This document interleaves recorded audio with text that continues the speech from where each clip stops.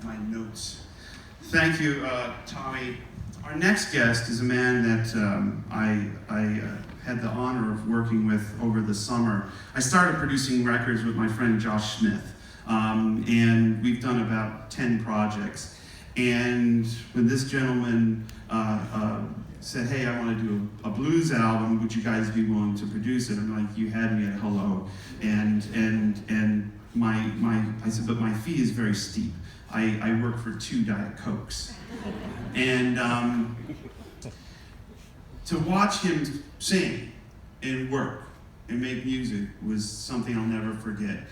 And there are very few singers on the planet that are one-takers.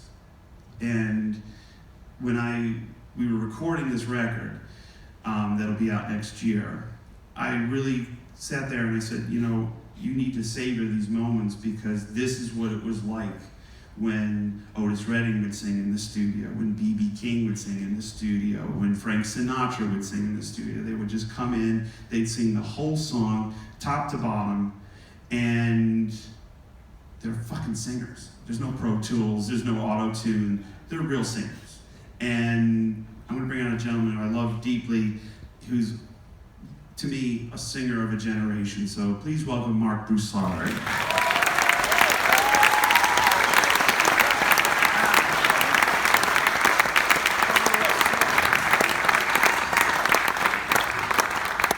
Thank you for doing this, Mark. I have my notes. By the way, great show last night. Thank you, sir. And so you're from Louisiana. I am. You're the proud Louisiana. And I'm from upstate New York. And the first question I thought of this morning was, what is it about the South that creates a sound that no other region in the U.S. or anywhere in the world creates? Because, you know, there's nobody walking around going, man, I just can't get enough of that upstate New York soul. Man, you hear that shit from Elmira? That's fucking funky. Do you know what I mean? So what is it about, I'm just asking for a friend. What is it about the South that just generation after generation yields greatness? I really honestly don't know. I think it has some combination of, it has to be some combination of slight inbreeding and a heavy dose of spice. I'm not sure. I have no idea. Yeah, I mean, I always tell people, like, I was, you know, like, well, how did you get so good at guitar at a young age? I said, I live in upstate New York. It rains 300 days a year. I didn't have anything else to do. Plus, you have an 8-month winter. But there's something about, like, the way you deliver a song. It's your pocket, the way you sing it. You own it. You sing a song. And I can sing a song, but I don't sing a song. But you know what I mean? You don't sell yourself short, bro. You sing your ass off. Well, thank you. But you know, how do you approach? You must approach it. I mean, when you write a song, you must approach it from a certain point of view.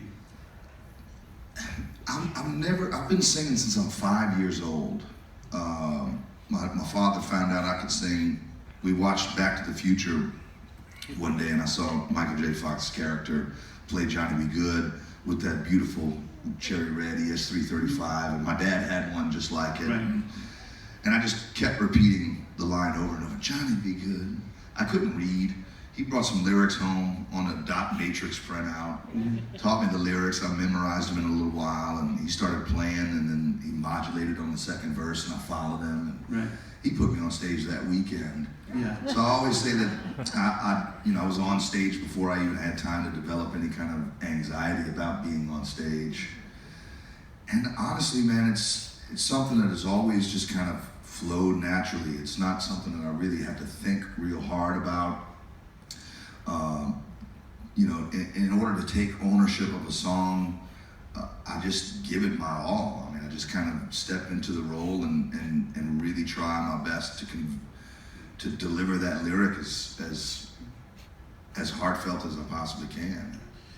You know, were you formally trained as a singer? Did you have to go to the la la la la la la? I did a fair amount of choir work. Yes, I was in the show choir in high school. In fact, my wife, we met in high school, and she was at freshman orientation, and I had my royal blue sequins vest with my white gloves on, doing my jazz hands. Yeah. And needless to say, she didn't think I was straight. She had no idea.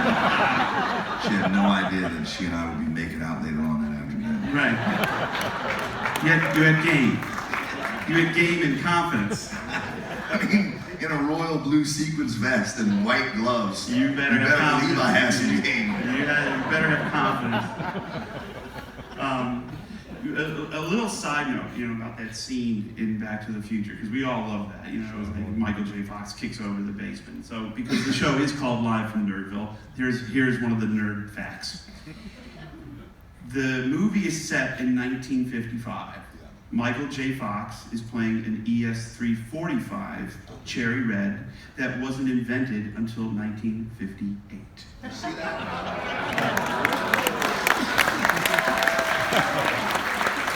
And my friend Norm from Norm's Rare Guitars, who rented the guitar to the movie production company, told him this inconvenient fact before he handed the guitar over, and they didn't care. So that's one of the biggest continuity screw-ups of all time in movies, but probably one of the most influential scenes, because it's like, oh my God, somebody's shredding on a guitar and singing, and it's like, it's unbelievable. It was a hugely impactful moment for me, and I think similarly so for my father. I have two older brothers who hadn't at that point or this point hadn't shown any affinity for playing music, and so my dad was really excited when I came along and started singing, and he put me to work immediately. He's a legend in his own right as well. He's a brilliant guitar player and a fantastic dad. I really wish he was here. Had I known that Tommy was going to be here, I'd have moved heaven and earth.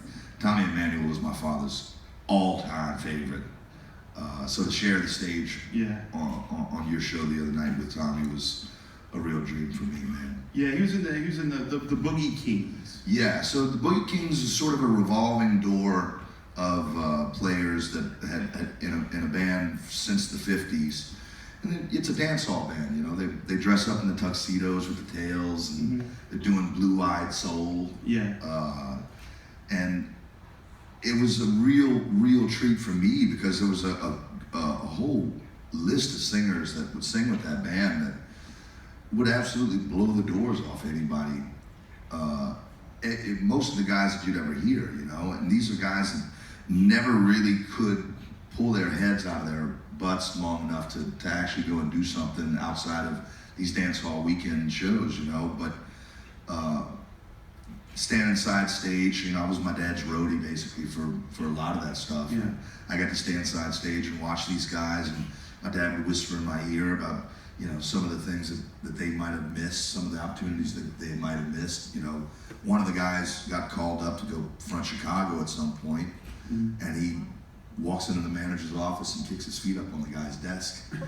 And these are lessons that my father would share with me, and luckily they stuck with me, and I managed to keep my feet off of every desk. Yeah. And that's the thing. For those out here and those listening to the show, your father's Ted Broussard. And a member of the Louisiana Musicians Hall of Fame, right? Which is very cool. We've all been in the game a long time, music business-wise. What have you found is your biggest challenge over the years? Straddling the line of being creative and I just want to sing this shit, and then having to navigate through this hideous fucking business of music, The biggest challenge for me has always been to play by the rules, to comply. I fired managers over their too often usage of the phrase industry standard. Yeah, right. I would tell them, you can't say that to me. The standards of this industry suck ass. Yeah. Stop saying those words to me. And so I think ultimately The most difficult thing for me, like I said, has just been to stay in my lane and play by whatever rules that the industry wanted to set for me. And luckily, it's not been much of a hindrance. Right. You know? And yeah, I mean, if I had a nickel for every executive who told me that, you know, got to change your last name, got to sound more like this person, I was like, well, there's already that person. I'm like, you know, I'm not gonna, you know, you go to New York, you go to California, they're gonna say no, and then we don't hear a single, we don't hear this, and you know, and then if you got, I mean, like, you know, Rocksteady and Home, they were big hits, and then you have to follow it up, and then it's like, then it's committee thinking, and it's set up for failure because of who makes the decisions, non-musicians making decisions that are critical to a musician's career. Well, I think the biggest challenge in that stuff too is the time. You know, you make an album and then they sit on it for like a year and a half or 2 years. By that point, I'm tired of those songs. I don't even want to play them anymore. Right. You know what I mean, I'm ready to go on to the next thing. Right. So being independent these last 11 years or so has just allowed me to be a lot more creative and a lot more prolific. Putting out more music in the last 11 years than I did in the first 10 for sure. Yeah. It's been a lot of fun, man. And you play by your own rules. I mean, like you used to be with the major labels, like, well, you can't make a record this year. We have to wait 36 months. I'm like, where in the book does it say that? Well, you gotta, they have to fit it in their promo window, right? I can't stack it up next to the big names on the label because they need priority. They need promo priority. And, I didn't like playing those rules. I knew my major label career was over before it even began, before my first solo album was even released. Because they used to have these trade magazines, remember R&R, Album Network, Sure. And they were insider magazines that all the, actually R&R magazine was started by Robert Kardashian. Before he came out of retirement to defend OJ and unknowingly unleash a plague upon society called the fucking Kardashians.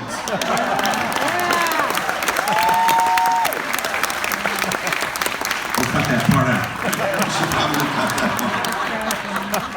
Anyway, so I get the copy of R&R magazine now. You knew your pecking order and your level of priority, in my case with Sony Music, about how big the ad was. If you had a full page ad, you had the support of the executives, and you were going to be the next big thing at radio.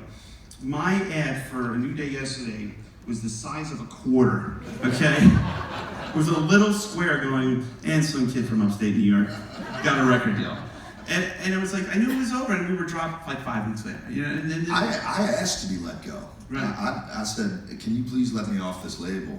Because I made a follow-up. I made my sophomore effort after I put out what was a decent freshman outing. And by that point, the label had changed executive structure, and the new executive just didn't like the record.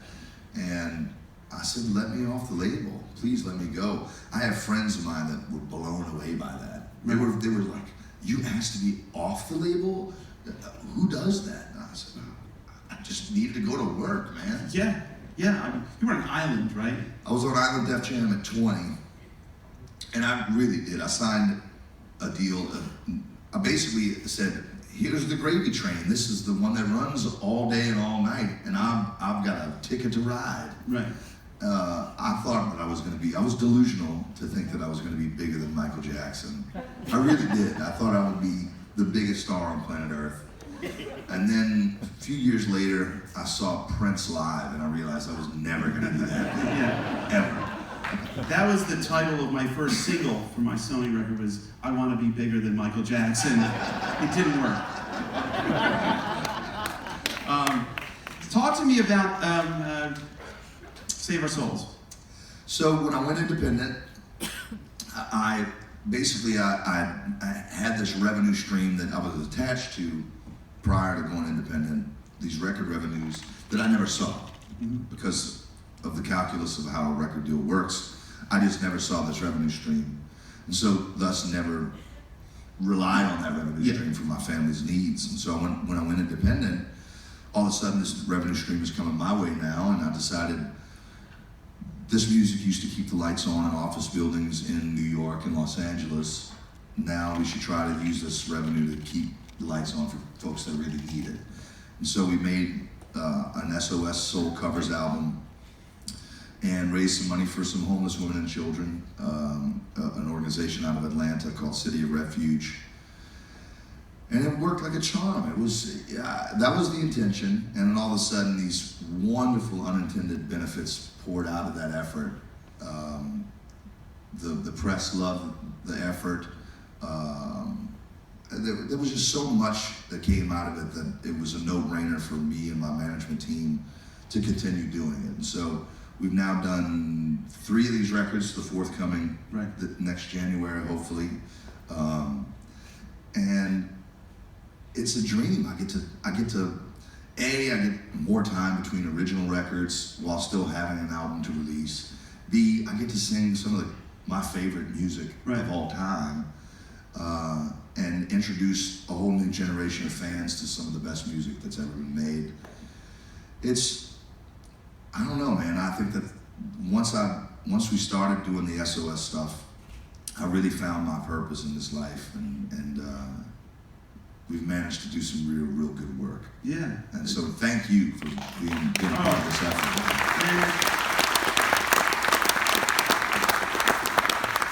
And, you know, I mean, it was funny because we did your we helped produce your record in June, and you know, under the you know, SOS banner, and it honestly, being in the studio, it saved my soul. I'm like going, this is it's because it's like when you're making music for the right reasons, with the right musicians, the right songs for a great cause, it's like, how can you not just pinch yourself and go, you know, I'm a really lucky SOB, you know, to be. I felt that way the whole time we were there. Yeah. Joe picked one of the greatest studios of all time to record at Sunset Sound. I had never been there, and you know, you're walking through this place, and they got platinum albums from everybody from Dan Fogelberg to Led Zeppelin and Prince to be able to make music with you in that space was a highlight for me, man. Yeah, it was a real dream. And it was, you know, and it was great. It was just for the right reasons, and you know, I'm excited for all you guys to hear it, because it's slam. It's a slam and blues record. I can't wait for it to come. Yeah. So you have tour plans. Tell the folks, because it's going to be on radio. Tell the folks where you're touring this fall. We're touring constantly. We're on what's called the Perma Tour. Mm-hmm. We basically do not get off the road at all for the next, I don't know, 2 years or something like that. We're coming right back to Europe next month. But yeah, I mean, if you go to my website, there's a list of 150 dates or something. Do you like? Are you a 5-night-a-week guy, or will you go? Yeah, I got 4 kids at home, man. You gotta go 5 nights a week. Do you ever tell them that? To keep you in line? Your dad is working his ass off. Right. Can you show me some respect, son? Now, my oldest is a guitar player, and when he started playing at 9 years old, I offered him my gig. I said, son, the day you learn my gig on guitar is the last day you got to sit in the classroom, and the first day you start making some real bread. And he went upstairs and practiced my song Home for about 5 minutes. That was the last he ever practiced any of my music. And I found out why. I found out recently why. He told me on his 18th birthday, I was messing with him. I said, look, son, I've been offering you the deal for 9 years now. Every year on your birthday, I re-up the deal. I get it. If you don't like my music, I get it. You know, you never take any of my advice about the music business. He says, look, Dad, the reason I don't take your advice is because I want to make the big time, okay?